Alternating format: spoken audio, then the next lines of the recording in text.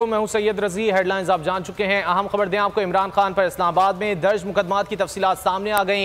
एक ही दिन इमरान खान पर 15 मुकदमात दर्ज किए जाने का इंकशाफ हुआ है। गुज़िश्ता बरस 26 मई को मुख्तलिफ थानों में 15 मुकदमे दर्ज हुए।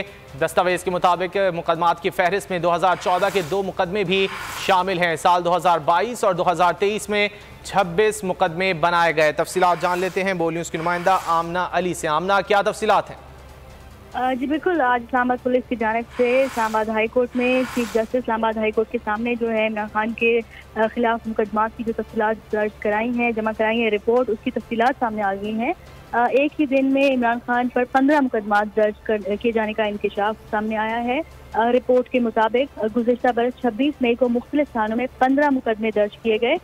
26 मई को थाना तरनौल में दर्ज मुकदमा अदालत खारिज करार दे चुकी है। इसके अलावा दस्तावेज के मुताबिक बाकी मुकदमात में इमरान खान के खिलाफ ट्रायल जारी है। लॉन्ग मार्च वाले दिन 25 मई को भी थाना कराची कंपनी में मुकदमा किया गया।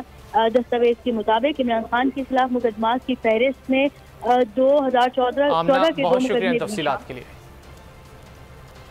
एक और अहम खबर है, इमरान खान और दीगर के खिलाफ तौहीन इलेक्शन कमीशन के केसेस। इलेक्शन कमीशन ने